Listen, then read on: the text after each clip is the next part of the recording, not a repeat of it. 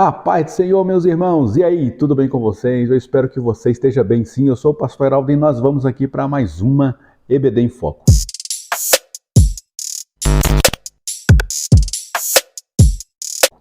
Pois bem, meus queridos irmãos, lição de número 11. E nós vamos aqui falar um pouco sobre o profeta Ageu, um chamado para despertar da inércia. Já destacando aqui no nosso título da lição, quero fazer apenas duas colocações importantes. O significado do nome Ageu, que significa festivo, ou seja, possivelmente ele nasceu numa época de uma festa muito grande, num período de celebração, pode ser no dia de Pentecostes, pode ter sido nascido na Páscoa ou na festa dos tabernáculos, pode ter nascido num dia desses, a família dele achou por bem colocar este nome que significa festivo. E veio a calhar e veio a dar super certo para o nosso tema dessa lição, porque o nome Ageu vai fazer um contraponto para o momento em que ele foi chamado. Ageu foi chamado justamente para um momento em que o povo de Deus deveria estar fazendo celebrações e festas ao Senhor por terem eles sido libertados do cativeiro durante 70 anos aprisionados e agora estão livres para reconstruir, para retomar a vida de adoração, de celebração ao Deus Yahvé. Pelo contrário, eles estavam paralisados. A obra da casa de Deus estava paralisada. E aí eu trouxe também um destaque nessa lição, do título dessa lição, a palavra inerte, que quer dizer a capacidade de resistir à mudança de movimento. O povo até no começo eles foram, até que uma parte do povo, aproximadamente 50 mil pessoas, saíram ali do cativeiro e voltaram para reconstruir os muros. Mas acontece que veio os desafios, veio as dificuldades. E foram justamente essas dificuldades que levaram eles a paralisar essas obras por 16 anos. Ou seja, um trabalho de inércia começou. Ou seja, uma capacidade que alguém tem de não se deslocar. Eles pararam, eles não se deslocaram mais em direção à vontade de Deus, que era a reconstrução dos muros. Mas aí levanta Ageu, o festivo, aquele que vai dar essa força, aquele que vai dar esse ânimo, aquele que vai trazer alegria para eles recomeçarem esta obra. Deixa Deus ministrar no seu coração já aqui no título dessa lição.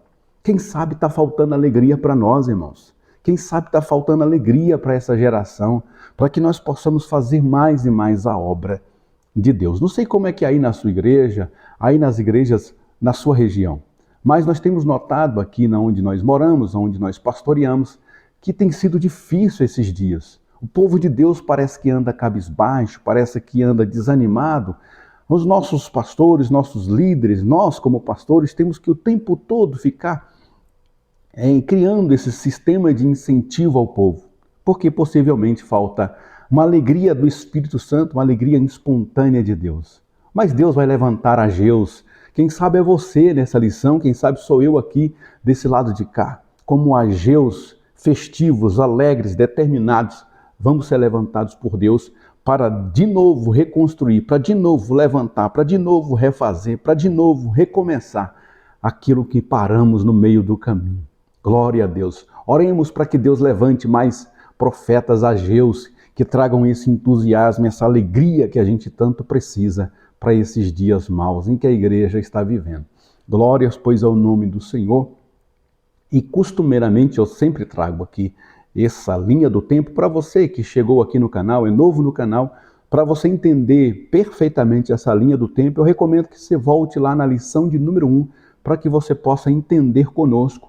Nós que estamos aqui há 10 lições já, essa é a 11ª lição, acompanhando essa linha do tempo, construindo ela passo a passo, tá? Então volte na lição de número 1, para que você possa aqui, quando chegar nessa lição, estar inteirado do que a gente está falando. E nós construímos, irmãos, nessa nossa linha do tempo, não sei se você lembra, lá na lição de número 1, que nós falamos que haviam 3 profetas que vão profetizar pós-cativeiro. E nós chegamos nesses 3 profetas. A partir dessa lição de número 11, lição de número 12, lição de número 13, nós vamos falar justamente desses 3 últimos profetas que vão profetizar pós-cativeiro. Nós teremos aqui Ageu, Zacarias e Malaquias. Ageu e Zacarias são praticamente contemporâneos. Vão profetizar para esse período logo imediatamente a saída deles ali do cativeiro. E aí nós vamos ter um pouco mais à frente, há uma centena de anos à frente, o profeta Malaquias também vai ser levantado no período pós-cativeiro. Amém? É importante a gente entender isso, porque a gente já entende que estamos na reta final da nossa linha do tempo, estamos encerrando aqui esse período dos profetas menores e estamos aproximadamente aqui no ano 520, e é justamente isso que a gente vai ver nesse próximo slide, que a gente também está construindo lição após lição. Já passamos por todos esses profetas, já passamos pelo Reino do Norte. O Reino do Norte, no ano 722, já deixou de existir, e nós estamos aqui agora no Reino do Sul, trazendo os profetas do Reino do Sul. Já trouxemos todos os profetas antes do cativeiro, e agora estamos trabalhando os profetas pós-cativeiro. Começaremos com a lição de número 11, o profeta Ageu, exatamente no ano 520. É um dos profetas mais fáceis de determinar o tempo, porque ele próprio, no seu texto, ali no capítulo 1 de Ageu, ele já determina o espaço e o tempo em que ele está inserido, qual foi o reinado, qual foi o mês, até mesmo o mês, ele detalhadamente traz para nós qual é o período que ele está inserido. Então, está determinado que Ageu está aí no ano 520, ou seja, por volta de 16 anos após o povo ser libertado do cativeiro. E nós vamos entender por que 16 anos. Exatamente 16 anos que a obra do templo, da reconstrução, está paralisada. No ano 536 eles voltam para suas terras, começam a reconstrução do templo do Senhor, e eles paralisam por causa de algumas adversidades. E 16 anos depois, Deus vai levantar o profeta Ageu no ano 520 para trazer essa exortação para que eles voltassem a reconstruir os muros da casa do Senhor, ou o templo do Senhor, ou a casa do Senhor. Amém, meus irmãos? E aqui eu trouxe, como eu sempre gosto de trazer, eu gosto de trazer essas imagens, essas fotografias, essas ilustrações, porque abrirá a nossa mente para quando a gente entrar na lição, no texto da lição, a lição já vai estar capitalizada por nossa mente. Amém? Então nós temos aqui o rei Ciro. A Babilônia caiu, começa então o Império Medo-Persa, aproximadamente no ano 538. Quando o rei Ciro começa a governar, Deus vai usar o próprio profeta Ciro. O rei Ciro. Deus já havia usado o profeta Isaías, que esse próprio Ciro seria chamado de meu servo, e ele iria libertar o povo de Deus. Também Daniel entendeu, lendo as profecias do livro do profeta Jeremias, que o tempo estava cumprido. Ele começou então a orar a Deus para que o que tivesse que acontecer fosse naquele tempo, porque já havia se cumprido o tempo do povo estar ali preso e aprisionado no cativeiro. Então Deus levanta o rei Ciro. O rei Ciro então ele liberta o povo de Israel. Nem todos quiseram voltar. O texto fala as pessoas, exatamente, está lá no livro de Esdras. Você vai acompanhar ali quantas pessoas aproximadamente voltaram, aproximadamente 50 mil pessoas vão regressar. E essas 50 mil pessoas vão ter um objetivo apenas: reconstruir o templo destruído lá em Jerusalém. Erguer o templo do Senhor e voltar à adoração ao Deus de Israel lá na terra de Judá. E aí nós encontramos também nessas imagens que eles estão fazendo essa obra, estão obedecendo ali, estão à frente de uma obra, uma grande obra, estão fazendo o projeto grandioso, lançando os alicerces do templo de Deus, mas levantam-se inimigos, levantam-se opositores. Então, por causa desses inimigos, por causa dos problemas que surgiram após o levante desses inimigos, então a obra é paralisada por 16 anos. E aí nós estamos 16 anos depois, uma obra já paralisada esse tempo todo. Deus vai levantar exatamente o profeta Ageu para exortar esse povo, para trazer o coração desse povo de novo a reconstruir aquilo que estava paralisado. Glórias, pois, ao nome do Senhor. Tudo tem um propósito, tudo tem um tempo, né? Tudo tem um tempo exato em que Deus vai usar as pessoas no momento certo, na hora exata. Nós vamos ver que o profeta Ageu é aquele profeta em que ele praticamente não vai encontrar a oposição. Ele praticamente não vai encontrar pessoas que vão retrucar a sua palavra. Eles vão abraçar aquela palavra, a palavra vai trazer ânimo para eles e eles vão voltar a construir ou reconstruir o templo de Jerusalém. Glórias, pois, ao nome do Senhor. E o livro do profeta Ageu, ele está dividido em 4 sessões. E nós trouxemos aqui para o nosso entendimento também, a partir da leitura, e a gente faz esse mapeamento do texto e divide ele em 4 partes principais. A primeira parte, que está em Ageu 1, verso 1 ao 15, ele traz basicamente essa expressão, mãos à obra. Vamos voltar a reconstruir este templo para o Senhor. Ageu promove o envolvimento do povo e conclama o arrependimento para que o templo fosse reconstruído. Então ele dá aquela injeção de ânimo, exorta o coração do povo para que eles voltassem então a reconstruir ali o templo que estava paralisado. Segunda parte deste livro, a partir do capítulo 2, verso do 1 ao 9, ele vai exortar o povo que a glória desse novo templo e que as bênçãos advindas por meio desse novo templo serão maiores do que as glórias que eles viram lá no templo construído por Salomão. Havia uma tristeza muito grande, principalmente nos idosos, ao verem aquele templo sendo erguido, mas um templo muito mais simples em relação ao templo de Salomão. Então o profeta Ageu vai trazer esse encorajamento.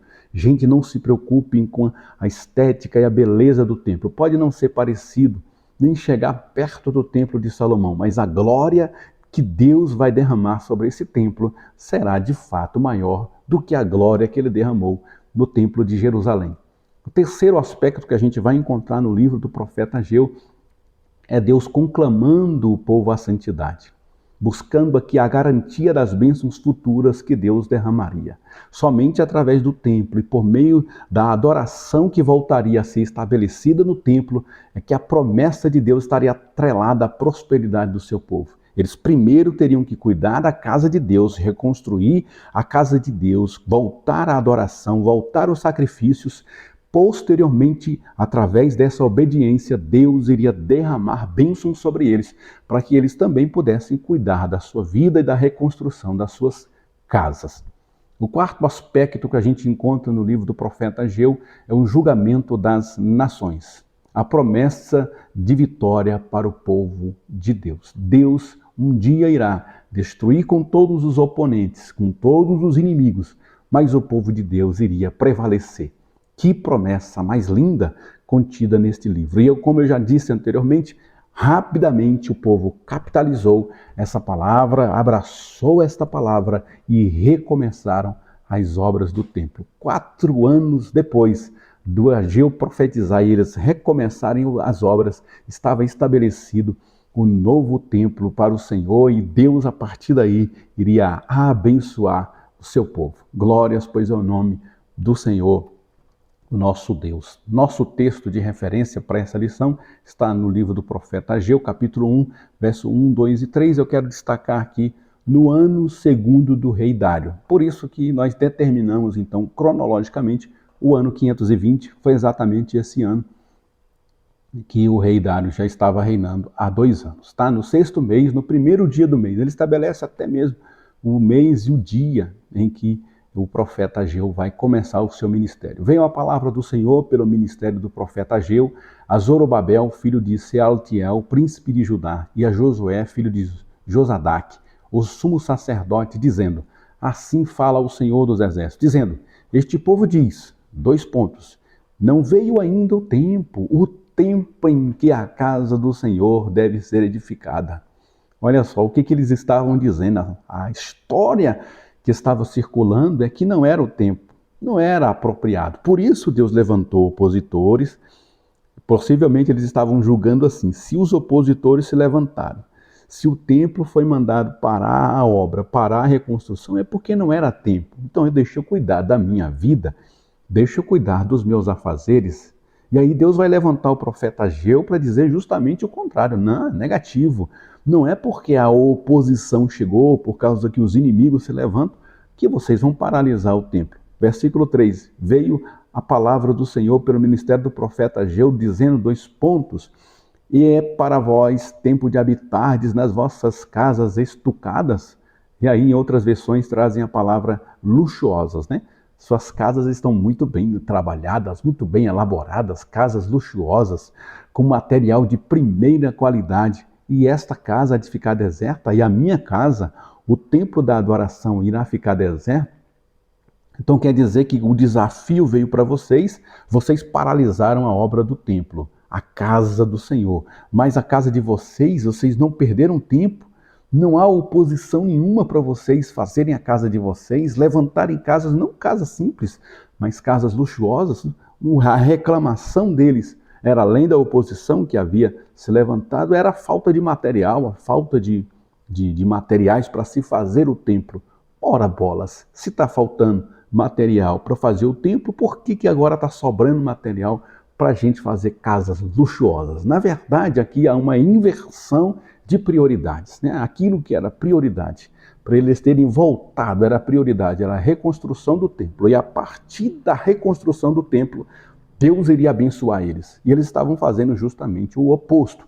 Daí vem o profeta Ageu, o festivo, o alegre, o determinado, exortar o coração desse povo para que eles pudessem voltar a reconstruir a casa do Senhor. Deixa Deus ministrar de novo aí no teu coração, irmão.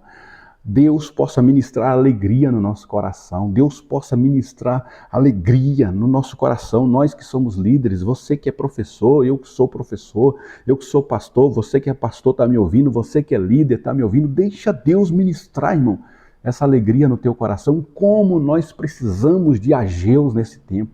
Oxalá Deus levantasse pelo menos uns 3 profetas Ageus em cada congregação, em cada igreja, em cada classe, em cada aula, em cada aluno. Deus levantasse esse espírito de alegria em nós, para que nós possamos nos movimentar em direção à obra de Deus. Nós estamos muito atarefados, nós estamos sem tempo, nós estamos sem recursos para as coisas de Deus. Mas para as nossas coisas, para as nossas atividades, para os nossos afazeres, tem tempo, tem dinheiro, tem recurso, tem energia, tem tudo. Mas o profeta Ageu venha logo aí para exortar o nosso coração a dizer, voltemos a edificar a casa do Senhor, porque a partir dessa obediência vai gerar prosperidade, vai gerar bênçãos sobre a nossa vida. Glórias, pois, ao nome do Senhor. Na introdução diz assim, nesta lição, veremos como Deus, por meio do profeta, ele repreende, desafia e anima o seu povo. Irmão, deixa Deus ministrar no seu coração. Nós não estamos precisando, de fato, ser repreendidos, desafiados e animados. Então é nessa lição que nós vamos usar para isso. Que Deus possa te usar o seu coração, o seu ânimo, a sua alegria, a sua festividade, para que você possa exortar o coração dos alunos. Se você está aqui apenas assistindo essa aula também para ser ministrado, deixa Deus ministrar no seu coração, receba essa repreensão dessa lição, receba a alegria, receba a virtude do céu, para que você retome aquilo que você parou na sua vida, aquilo que foi paralisado, talvez pelas dificuldades, talvez pelas angústias da vida, muita coisa talvez foi paralisada. Mas Deus vai retomar, Deus vai levantar os Ageus da vida para que nós voltemos a recomeçar, a reconstruir aquilo que estava paralisado na nossa vida. As palavras proféticas mostram uma estreita relação entre a obediência e a bênção de Deus. O cenário do profeta Ageu. O nome Ageu significa festivo ou minha festa de gratidão. Ageu foi a primeira voz profética a ser ouvida depois do exílio babilônico. Ele foi contemporâneo de Zacarias e também de um famoso pensador chinês chamado Confúcio, que revolucionou o modo de pensar no Extremo Oriente, na mesma época em que Ageu e Zacarias motivavam o povo judeu a reconstruir o templo de Deus, a obra que já estava em andamento há 15 anos. Então, tudo que está nessa introdução do tópico primeiro, nós já falamos até aqui. Deixamos Deus ministrar no nosso coração. 1.1. Conhecendo um pouco mais o profeta. Nada se sabe sobre o profeta Ageu ou seus antecedentes. Provavelmente ele nasceu na Babilônia e foi um dos que retornou do cativeiro junto com Zorobabel, segundo o decreto de Ciro. Ele profetizou durante o período da reconstrução do templo, de acordo com o registro de Esdras, e foi o primeiro chamado a profetizar depois que os judeus retornaram para Jerusalém após o exílio da Babilônia. Ageu começou a profetizar 16 anos depois da volta do primeiro grupo. Em resumo desse tópico, a gente não sabe a época ou a família, não se tem muita coisa sobre o profeta Ageu. O que a gente sabe é que ele pode ter vindo com aquela remessa, a primeira remessa que veio, pode ser que ele estava lá no meio do povo e 16 anos a obra estava parada. Deus então levanta o profeta Ageu para, com essa autoridade, fazer com que a obra fosse retomada. E de fato aconteceu isso, nós vamos ver na lição que todos ali abraçaram, dos governantes ao sumo sacerdote, todos eles abraçaram a palavra do profeta Ageu e vão retomar essa obra para a glória de Deus. 1.2, a mensagem do profeta. A profecia de Ageu é uma exortação a começar sem demora a reconstrução do templo, pois não poderia continuar em ruínas por muito tempo, mas deveria ser restaurado para a glória de Deus. A ordem vinha da parte de Deus. Subi ao monte, trazei madeira e edificai a casa, e dela me agradarei e eu serei glorificado, diz o Senhor. Olha só como é que Deus é detalhista, né? Ele está exortando o povo a voltar a reconstruir o templo e está dizendo o que eles deveriam fazer. Sobe ao monte, tragam madeira, edifiquem a casa, e a partir disso eu me agradarei e serei glorificado, diz o Senhor. Essa ordem não podia ser ignorada sem que trouxesse sérios resultados para todos. A seca, a perda das colheitas e a pobreza que seriam os indicativos da ira divina. E o povo hebreu e o povo judeu já conhecia o modus operandi de Deus, né? Deus, quando ele era obedecido, as leis do Senhor eram obedecidas, a prosperidade vinha sobre eles, principalmente naquilo que eles cultivavam, naquilo que eles plantavam, no gado, nos animais. A prosperidade era abundante. Mas quando eles voltavam-se contra Deus, quando eles viravam as costas para o Senhor, aquilo acontecia em oposto, né? A escassez, a fome, a miséria, a seca devastava o povo. E Deus estava dizendo aqui que se eles quisessem voltar a ter prosperidade, ter colheitas abundantes, eles deveriam então priorizar a reconstrução do templo do Senhor, porque a partir dessa obediência Deus os abençoaria. Por outro lado, Deus os abençoaria e traria uma rápida e perene salvação ao seu povo, se mediante o esforço coletivo o templo fosse reconstruído. Há uma condição aqui nesse texto, né? Se o povo obedece e reconstrói, o Senhor Deus iria prosperar, e Deus havia dito: olha, vocês podem observar, assim que vocês obedecerem, instantaneamente eu cumprirei esta palavra. Porque o propósito de Deus para aquele templo e para aquele modo era que aquele templo fosse reconstruído para ontem. E Deus poderia levantar anjos, irmãos, para reconstruir aquilo.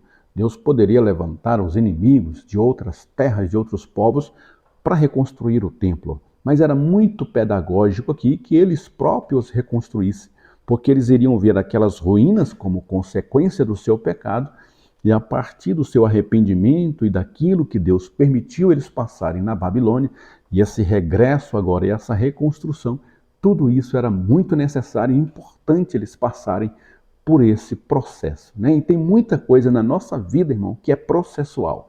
Deus poderia fazer assim, Deus poderia simplesmente fazer, mas tem coisas que nós vamos ter que colocar a mão na massa, sofrer, suar, padecer alguma necessidade, alguma dificuldade, para que nós venhamos aprender alguma lição com aquilo, com o nosso Deus. Glórias a Deus. 1.3, convocação à reconstrução do templo.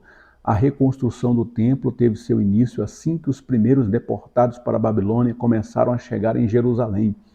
Depois de preparados os alicerces do templo em 536 a.C., a forte oposição à obra retardou em muito a sua edificação, o que veio a acontecer 16 anos depois. É o que a gente já falou, paralisou-se a obra devido à oposição. Somente 16 anos depois, com o ministério do profeta Ageu, é que eles vão retomar essa obra. Nesse intervalo de tempo, o novo rei Dário subiu ao trono da Pérsia e tinha boa vontade para com os judeus. Sob a pregação de Ageu e Zacarias, a obra foi reiniciada dentro de 24 dias e a obra do templo acabada em 4 anos. Que maravilha, né? Ageu profetiza, o templo volta a ser reconstruído, 4 anos depois a obra é acabada. O livro de Ageu ele tem detalhes impressionantes, né? De quando, do momento, da hora exata. Então a gente tem essa cronologia até mesmo do templo que ele foi reconstruído e quando ele foi finalizada essa reconstrução. Que maravilha de detalhes no livro do profeta Ageu. Tópico de número 2, a necessidade de arrependimento. Ageu pontuou em sua mensagem que o povo deveria construir a casa de Deus e, embora eles estivessem desanimados, o Senhor os encorajou através do profeta, dizendo que se agradaria do templo e nele seria glorificado. Pois o Senhor busca mais a fidelidade do seu povo do que o sucesso conquistado, né? Tem muita gente que é próspera materialmente, conquistou muitos bens, conquistou muita coisa, mas no dia do juízo Deus vai requerer coisas diferentes dela, né? Talvez o ministério dessa pessoa não fosse ser exatamente o que ela foi a vida toda, mas talvez fosse ser outra coisa. Por falta de buscar o discernimento e a vontade de Deus, Deus permite que a gente faça aquilo que a gente quer, mas no final das contas Deus vai sentar com a gente e nós vamos ter que prestar contas por tudo aquilo que fizemos. Glórias a Deus. 2.1 O povo obedece à ordem de Deus. O recomeço da obra foi por volta de 3 semanas após a ordem de Deus, 3 semanas após o profeta Ageu exortar o coração deles, eles se organizaram. 3 semanas depois, a obra voltou para a glória de Deus a ser reconstruída. Aquele povo que havia voltado do cativeiro na Babilônia era um povo diferente daquele que havia morado ali antes da destruição de Jerusalém. As muitas experiências amargas em terras estrangeiras fizeram com que desejassem um regresso à terra natal. No entanto, estavam preocupados em garantir primeiro o sustento, deixando a construção da casa do Senhor para depois. Mas Deus os repreende através das palavras de Ageu. A aceitação da palavra do profeta e a obediência foi unânime, começando por sua liderança. Glórias a Deus. É completamente compreensível quando eles chegam lá na terra e encontram tudo devastado, eles vão ter que, de fato, gastar um tempo para reconstruir as suas próprias casas, construírem moradias para eles habitarem também. Isso é verdade. Mas o problema é que, por causa da oposição, eles pararam o que estavam fazendo. E o foco deles agora foi todo para reconstruir ou para edificar as suas próprias casas. 16 anos se passaram. Ou seja, em 16 anos, as casas já estavam construídas, eles já estavam morando em casas luxuosas, como o texto diz, mas a obra de Deus continuava paralisada. Por isso o profeta Ageu levanta-se exortando, trazendo esse ânimo ao coração do povo. 2.2 O novo templo. Depois que o povo foi exortado a considerar os seus caminhos e a construir o templo de Deus, o Senhor assegurou que se agradaria dele e nele seria glorificado. No período de 27 dias, o alicerce que tinha sido o início da primeira restauração foi desobstruído e o povo trabalhou bastante para que começassem a aparecer os primeiros contornos e as configurações gerais do edifício. No entanto, a simplicidade deste segundo templo, comparada à majestosa obra de Salomão, trouxe tristeza aos idosos que tinham presenciado a grandeza do primeiro templo. É preciso ter em mente que o templo significava a presença de Deus entre o povo de Israel, e mesmo o segundo templo não possuindo a riqueza como o que Salomão construiu, a glória do segundo seria maior do que o do primeiro, pois essa é uma referência espiritual, algo incorruptível. A promessa de Deus é que ele habitaria no meio do seu povo. E ele habitou muitos anos numa tenda. Depois, com a vinda de Salomão, construiu-se um templo suntuoso, muito belo, esplendoroso, mas Deus continuava habitando do mesmo jeito que ele habitava em tendas, no meio do seu povo. E a promessa de Deus aqui para eles é que assim como ele habitou em uma tenda e ele habitou num templo grandioso, agora ele estaria habitando num templo mais simples, porque a presença do templo é simbólica, mas o que faz a diferença é a presença de Deus e a glória de Deus no meio do seu povo. Aleluia! 2.3, Deus promete abençoar o povo. A história do povo era de escassez, mas seu futuro seria de bênçãos. O povo atentou para as palavras de Deus por meio do profeta e recomeçaram a obra do templo, obedecendo a ordem de Deus. Por isso o Senhor os convidou a observarem com cuidado o que aconteceria nos meses seguintes, porque sua palavra se cumpriria, dando-lhes bênçãos que tanto desejavam e precisavam em seus campos, com o sinal de renovo e graça. Quero destacar aqui, né? E o Senhor os convidou a observarem com cuidado o que aconteceria nos meses seguintes. Deus estava aqui exortando o coração do povo e trazendo essa confiança no Senhor, né? Muitos anos, irmãos, eles estavam cativos, 70 anos cativos. Aqueles que foram deportados com uma certa idade, toda aquela geração morreu.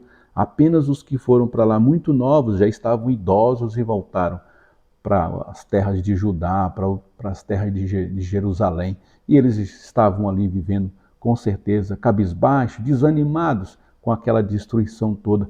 Mas o Senhor trouxe uma palavra de perspectiva para eles.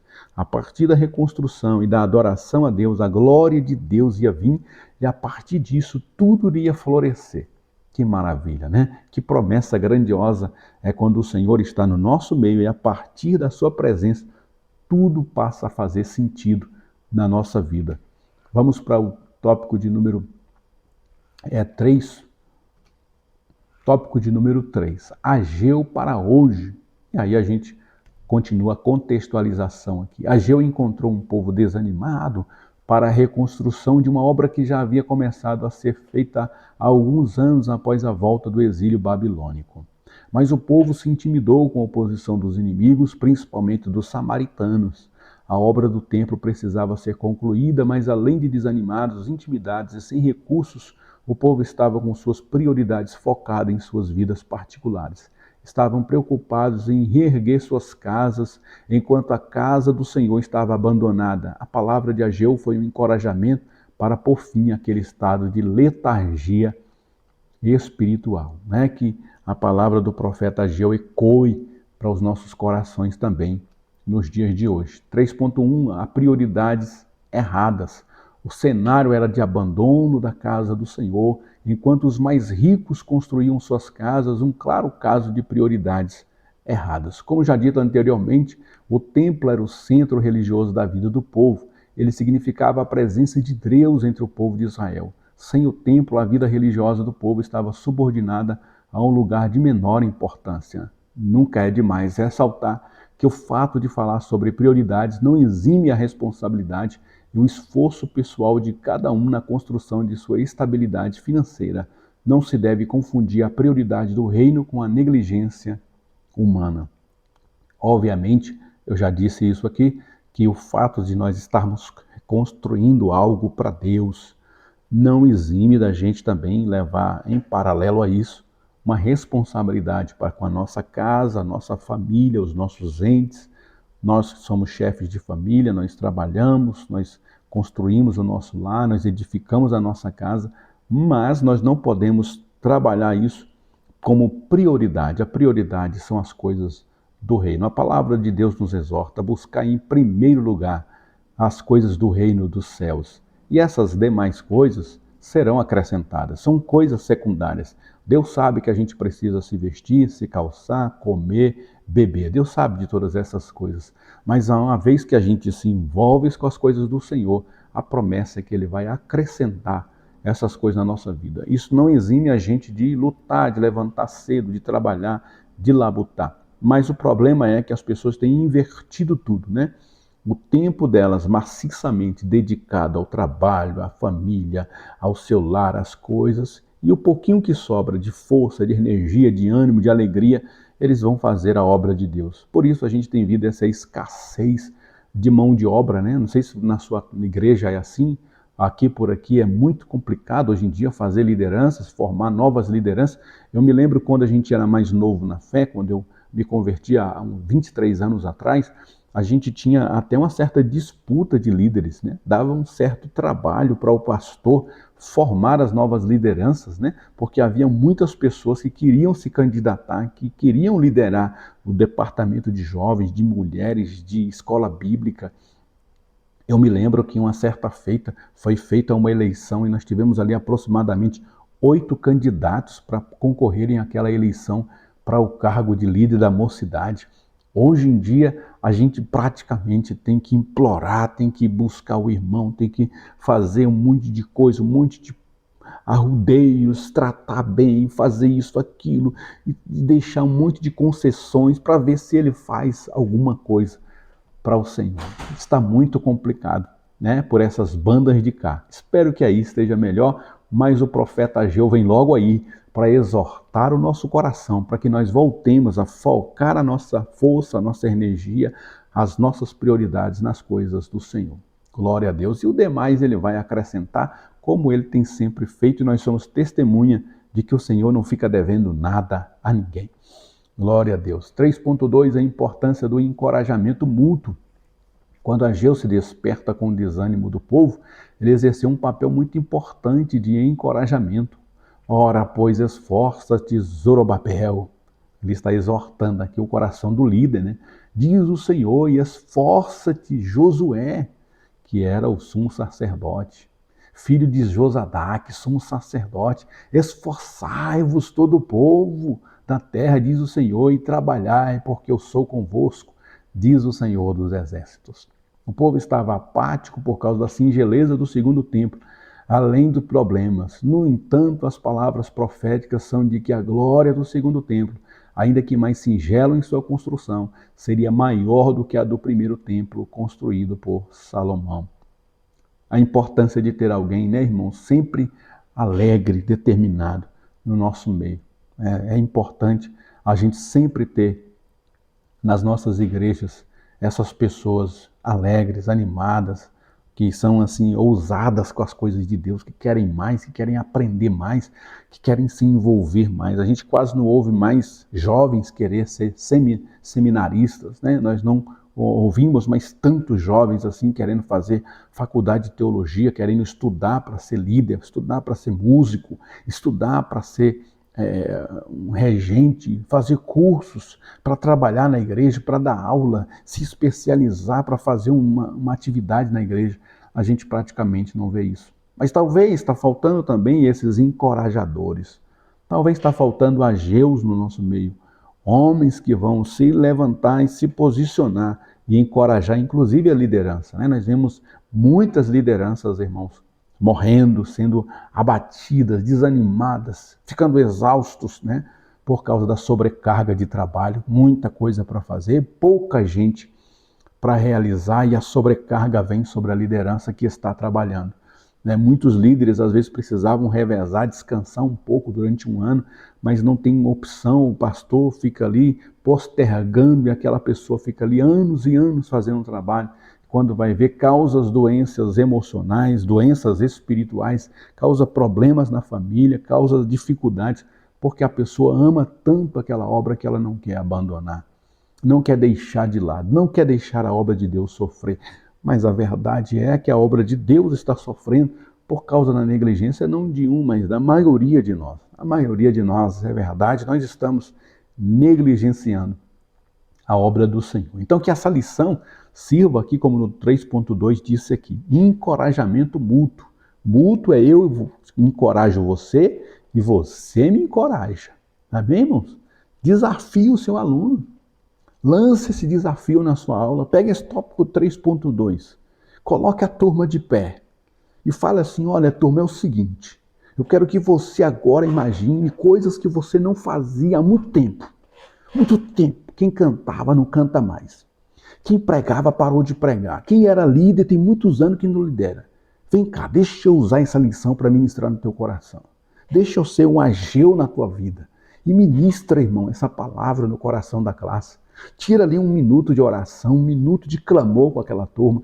Encoraja eles a procurar o pastor. Pastor, está precisando de alguma coisa? Pastor, está precisando de alguma atividade? Tem alguma coisa que está parada na igreja que o senhor quer retomar e está faltando gente?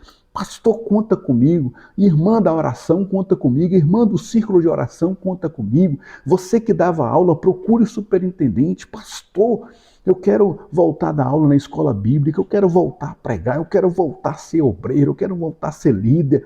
Muito tempo eu deixei de ser presbítero, diácono, não ficava mais na porta. Eu quero voltar, eu quero, pastor, voltar, porque o Senhor me chama de novo. Que nós sejamos esses Ageus na vida da igreja, nessa lição. Irmão, deixa Deus ministrar no coração dos nossos alunos. Seja esse encorajador que tanto a gente precisa para esse nosso tempo, para essa nossa geração. E o 3.3, promessas valiosas de Deus. Deus fez uma promessa a Zorobabel, dizendo que o faria com um anel de selar. O anel de selo continha o nome do rei, e era isso que validava os documentos daquela época. O anel de selar, portanto, representava a autoridade do rei. Zorobabel, governador de Judá e descendente de Davi, seria o anel de selar de Deus, seu representante oficial na terra. Essa profecia ultrapassa Zorobabel, remetendo para o Messias que haveria de vir. É um trabalho de reconstrução completo. Até mesmo promessas da linhagem de Davi, da linhagem do Messias. Por isso a reconstrução do templo era importante. A volta dos sacerdotes era importante. A volta dos reis governar Israel era importante. A volta da adoração, a volta do estabelecimento da lei do Senhor. Porque a partir dessa origem, a partir desse recomeço, Deus iria trazer a salvação através do seu Filho amado Jesus. Deus tem o controle da história nas mãos, irmão. E aquilo que precisa ser feito pelos homens, tem que ser feito pelos homens, para que ele execute assim a sua vontade. Que nós possamos ser esse Zorobabel, esse cooperador da obra de Deus. Mas até mesmo um Zorobabel precisou de um Ageu, não é verdade? Deixa Deus ministrar no teu coração, irmão. Quantas vezes nós que somos pastores, às vezes a gente vê, né, vindo irmãos pregar na igreja e é usado para um, usado para outro, e a gente está ali segurando a onda. Mas é tão bom quando às vezes alguém procura a gente e fala: pastor, estou contigo, pastor, não desanima, pastor, vamos nessa. Porque a gente que é líder, a gente que é pastor, irmão, o tempo todo a gente tem que manter o nível aqui em cima. A gente tem que manter aqui ó, o sorrisão aqui em cima, a alegria. E muitas das vezes a gente vai para um culto, irmão, só Deus sabe como é que está o nosso coração, só Deus sabe como a gente está por dentro, mas a gente tem que manter aquela ânimo, aquela alegria. Mas até mesmo nós precisamos de Ageu, até mesmo Zorobabel precisou do Ageu na vida dele. Aleluia, seja também, ministre na vida de líderes, irmão. Você que é líder, ministre na vida de outro líder. Você que é líder, ministra na vida do seu pastor. Ministra uma palavra de bênção sobre a vida da família do seu pastor. Jogue o ânimo deles lá para cima. Você não sabe o que ele está passando, você não sabe as lutas que ele está atravessando para estar ali fazendo essa obra que ele tem feito aí na sua igreja. Então traga uma palavra para ele, manda uma mensagem no culto desse domingo, abrace ele, fala: pastor, como eu tenho orado por senhor essa semana, como eu entendi que o senhor é uma pessoa importante para essa obra, Deus é contigo, meu pastor, Deus vai te abençoar nesse lugar, conta comigo, meu pastor. Seja um Ageu para Zorobabel, seja um Ageu para a vida do seu pastor, na vida do seu líder, na vida do superintendente, naquele que está na frente da obra. Nós precisamos, irmãos, de encorajamento. Glórias a Deus. A gente chega aqui à conclusão desta palavra, dizendo o profeta Ageu usa a história para celebrar a glória suprema do templo messiânico definitivo que ainda estava por vir e incentivar as pessoas com a promessa de paz, prosperidade, governo divino e bênçãos ainda maiores durante o milênio. Dado a nossa limitação, nem sempre conseguimos enxergar a grandeza dessas bênçãos, porque ficamos focados apenas nas bênçãos materiais. O que Deus está fazendo agora, talvez não é para nós desfrutarmos. O que Deus está ministrando agora, talvez nós não vamos nem acompanhar. Talvez é a próxima geração. Por isso que nós plantamos agora, talvez nós não colheremos ainda em vida, mas Deus vai trazer esse fruto para aquilo que nós temos feito. Por isso não cansemos, como diz as Escrituras, não cansemos de fazer o bem, principalmente aos domésticos da fé. Se você precisa aí dos recursos didáticos, deixo eles aí com você. Aí são os sites que geralmente eu pego quando eu vou fazer as lições, ebdpanorama.com, revistaebd.com, e também aí, se você precisar dos meus slides, esse slide que eu usei nessa lição foi eu que fiz, eu que construí, você precisar dele, manda um e-mail para mim, a heraldeiras@gmail.com, especificando que é a dos adultos, eu vou mandar esse slide para você, porque nós estamos aqui para juntos, irmãos, fazer uma escola bíblica com aquela excelência que ela merece. Amém? Vamos fazer o seguinte, eu oro por você, você ora por mim. Manda aí um comentário de incentivo para mim, irmãos. É tão bom. Uma certa feita, uma pessoa colocou um comentário que me deixou muito triste, né? É tão ruim quando a gente recebe um comentário assim, às vezes a gente pega para nós, tenta melhorar, né? Um comentário assim que denigre a nossa imagem. A gente tenta levar assim, não levar a sério, deixa esse negócio para lá, apaga o comentário da pessoa.